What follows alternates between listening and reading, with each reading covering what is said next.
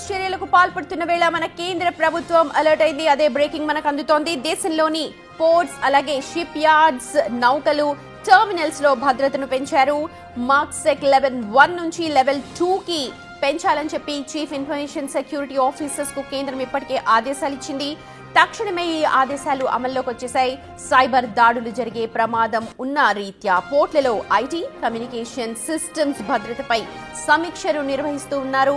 తీర ప్రాంత భద్రత దృష్ట్యా ఈ ఆదేశాలు జారీ అయ్యాయి. ఇక అటు ఢిల్లీ సహా దేశవ్యాప్తంగా ఉన్న అన్ని విమానాశ్రయాల్లోనూ భద్రతను పెంచారు.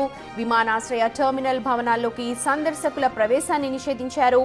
అన్ని విమానాలకు కూడా సెకండరీ లాడర్ పాయింట్ చెకింగ్ తప్పనిసరి చేశారు.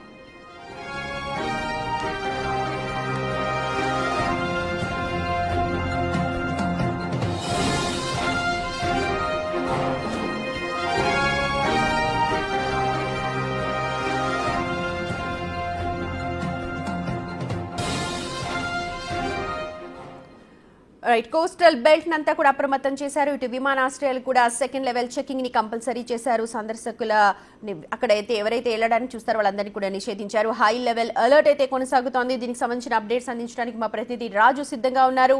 రాజు, అప్డేట్స్ ఒకసారి చెప్పండి.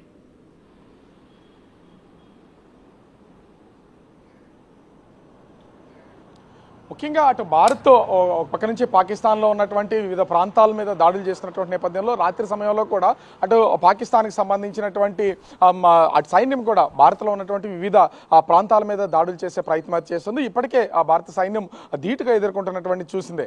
అయితే అటు ముఖ్యంగా చూస్తే భారత ప్రభుత్వం పాకిస్తాన్ దాడులు చేస్తున్నటువంటి నేపథ్యంలో అనేక ముఖ్యమైనటువంటి అంశాల మీద భద్రత పెంచే నిర్ణయం అయితే తీసుకుంది. భారత ప్రభుత్వం కూడా అలర్ట్ అయినటువంటి పరిస్థితి అయితే ఉంది. ముఖ్యంగా చూస్తే తీర ప్రాంత భద్రత, అదేవిధంగా పోర్టులు, విమానాశ్రయాలకు సంబంధించి మ్యారిటైమ్ సెక్యూరిటీని పెంచినటువంటి పరిస్థితి అయితే ఉంది. ఇప్పటికే పోర్టులు, షిప్ యార్డులు, నౌకలు, టెర్మినల్స్ అన్నింటిలో కూడా మ్యారిటైమ్ సెక్యూరిటీ లెవెల్ 1 నుంచి లెవెల్ 2 కి పెంచుతూ ఆదేశాలు జారీ చేసినటువంటి పరిస్థితి అయితే ఉంది. చీఫ్ ఇన్ఫర్మేషన్ ఆఫీసర్స్ కి ఇప్పటికే ఆదేశాలు ఇచ్చాయి. తక్షణమే ఈ ఆదేశాలు అమల్లోకి వస్తాయని అటు కేంద్ర ప్రభుత్వం ప్రకటించినటువంటి పరిస్థితి అయితే కనిపిస్తుంది. దీంతో పాటుగా ముఖ్యంగా చూస్తే ఐటీ సైబర్ దాడులు జరిగే అవకాశం ఉన్నటువంటి నేపథ్యంలో పోర్టులు, విమానాశ్రయాలకు సంబంధించి సైబర్ సెక్యూరిటీని ముఖ్యంగా పెంచుతూ అటు ఐటీ అండ్ కమ్యూనికేషన్స్ ఎట్లాంటి ఇబ్బంది లేకుండా భద్రతా చర్యల అంశంలో కూడా ఇప్పటికే సమీక్ష నిర్వహించాలని కేంద్రం ఆదేశించినటువంటి పరిస్థితి కనిపిస్తుంది. ముఖ్యంగా ఢిల్లీ తీర ప్రాంత భద్రతతో పాటుగా ఢిల్లీ సహా అనేక విమానాశ్రయాల్లో కూడా పూర్తి స్థాయి తనిఖీలతో పాటుగా భద్రత పెంచినటువంటి పరిస్థితి ఉంది. సెకండరీ లాడర్ సంబంధించి ముఖ్యంగా చూస్తే ఎయిర్పోర్ట్లకు సంబంధించి సందర్శకులు ఎవరు వచ్చినా కూడా సెకండరీ లాడర్ చెకింగ్ అనేది ఖచ్చితంగా చేయాలని ఇప్పటికే కేంద్రం ఆదేశించినటువంటి పరిస్థితి ఉంది. ఎందుకంటే ఇప్పటికీ పాకిస్తాన్ భారత్లో ఉన్నటువంటి అటు ముఖ్యంగా ప్రజలు నివసిస్తున్నటువంటి నివాస ప్రాంతాల మీద ఎక్కువగా టార్గెట్ చేస్తూ దాడులు అయితే నిర్వహిస్తుంది.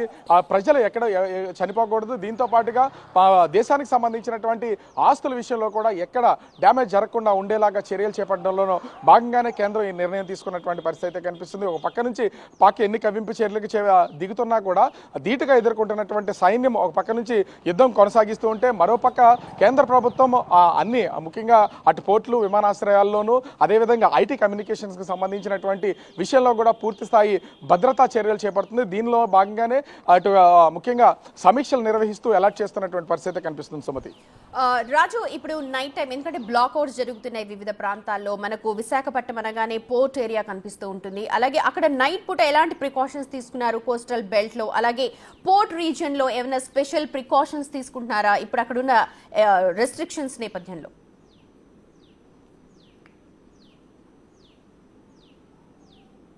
యుద్ధం వస్తున్నటువంటి నేపథ్యంలో ముఖ్యంగా ఇది హై సెక్యూరిటీ సంబంధించి లెవెల్ 2లో ఉన్నటువంటి పరిస్థితి ఉంది విశాఖపట్నం. ఈ నేపథ్యంలోనే ఇప్పటికే బ్లాక్అవుట్ ఇక్కడ చేయడం, దీంతో పాటుగా మాక్ డ్రిల్స్ అనేది ఖచ్చితంగా చేస్తున్నారు. మొదటి మాక్ డ్రిల్ని కూడా పోర్టు సమీపంలో ఉన్నటువంటి ప్రజలు నివసించే ఏరియాలోనే చేసినటువంటిది అయితే ఉంది. ప్రజల్ని భాగస్వాములు చేశారు.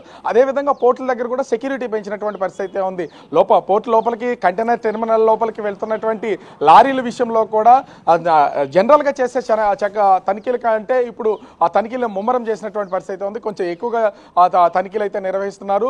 ముఖ్యంగా చూస్తే ఇటు విశాఖ పోర్టు ప్రాంతం, అదేవిధంగా నేవల్ డాక్యార్డ్ ఉన్నటువంటి ప్రమిసెస్, అదేవిధంగా టెర్మినల్, ముఖ్యంగా చూస్తే ఈ కంటైనర్ టెర్మినల్స్, అదేవిధంగా విశాఖ ఎయిర్పోర్ట్, ఈ ప్రాంతాలన్నింటిలో భద్రత పెంచినటువంటి పరిస్థితి అయితే కనిపిస్తుంది. ముఖ్యంగా అటు పాకిస్తాన్ యుద్ధ తీవ్రత కనుక పెంచి దాడులు చేస్తున్నటువంటి నేపథ్యంలో అటు విశాఖపట్నం కూడా కీలకంగా ఉంటుంది. ఎందుకంటే ఇక్కడ తూర్పు నావికా దళం ఉంది, ఇది ముఖ్య పాత్ర వహిస్తున్నటువంటి పరిస్థితి అయితే ఉంది. ఇక్కడ కూడా ఏమైనా డ్యామేజ్ చేస్తే ఖచ్చితంగా అది వాళ్ళకి ఒక పట్టు చిక్కుతుందనే ఉద్దేశంతోనే ఆ పాక్ కుట్రలు పంతున్నటువంటి పరిస్థితి ఉంది. ఈ నేపథ్యంలో కేంద్ర ప్రభుత్వం విశాఖపట్నానికి సంబంధించినటువంటి అటు పోర్టులు కానీ, అదేవిధంగా ముఖ్యంగా చూస్తే ఇటు ఎయిర్పోర్ట్స్ కానీ, అదేవిధంగా నేవల్ డాక్యార్డ్కి సంబంధించినటువంటి అన్నిటిలోనూ భద్రత పెంచినటువంటి పరిస్థితి ఉంది. అంటే గతంలో ఉన్న దానికంటే ఇప్పుడు బ్లాక్అవుట్ ఉన్నటువంటి నేపథ్యంలో కొంతవరకు పవర్ ని తగ్గించి లైట్స్ అనేది తగ్గిస్తున్నటువంటి పరిస్థితి కనిపిస్తుంది. Smriti. Right Raju, thank you so much. మొత్తానికి అటు పోర్ట్ లెవెల్ కావచ్చు, అలాగే ఇటు విమానాశ్రయాలు కూడా సెకండ్ లెవెల్ ఆఫ్ చెకింగ్ అనేది కంపల్సరీ అవుతోంది. హై లెవెల్ సెక్యూరిటీ అక్కడ ఏర్పాటు